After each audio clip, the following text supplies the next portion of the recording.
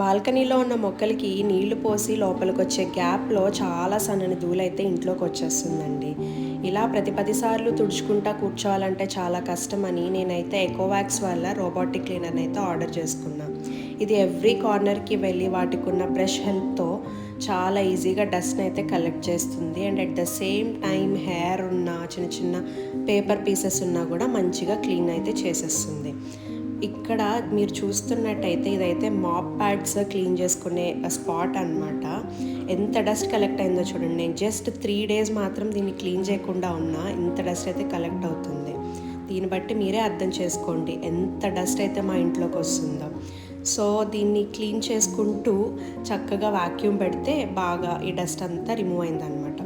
మనం దీనికి ఉన్న కెమెరాస్ అండ్ సెన్సార్స్ని కూడా క్లీన్ చేసుకుంటే దానికి కొంచెం ఈజీగా మొత్తం డస్ట్ అంతా కనిపిస్తూ ఉంటుందన్నమాట. మనం ఫస్ట్లీ ఇంటి మొత్తం ఒక మ్యాప్ మేనేజ్మెంట్ ద్వారా మొత్తం దానికి ఒక ప్లాన్ ఇచ్చేస్తే సో ఎవ్రీడే ఆ మ్యాప్ని యూటిలైజ్ చేసుకుని అది ఇల్లంతా క్లీన్ చేసేస్తుంది. మనం సీక్వెన్స్ పెట్టుకోవాలన్నమాట. ఫస్ట్ కిచెన్, తర్వాత బెడ్రూమ్ అది యూస్ చేసుకుని అది ఇల్లంతా అయితే మంచిగా క్లీన్ చేసేస్తుంది. సో మనం ఈ ఫ్రెష్ వాటర్ ట్యాంక్ని అయితే ఫిల్ చేస్తే ఆఫ్టర్ మాపింగ్ అదైతే డర్టీ వాటర్ని అయితే ఈ ట్యాంక్లోకి పంపించేస్తుంది. ఇది మనం ఎప్పటికప్పుడు చూసుకుని క్లీన్ చేసుకోవాలి. ఇదైతే డస్ట్ బ్యాగ్ అనమాట. ఫైనల్గా మొత్తం ఇల్లంతా క్లీన్ అయిపోయినాక దీనిలోకి అయితే కంప్లీట్గా డస్ట్ని పంపించేస్తుంది. Thanks for watching.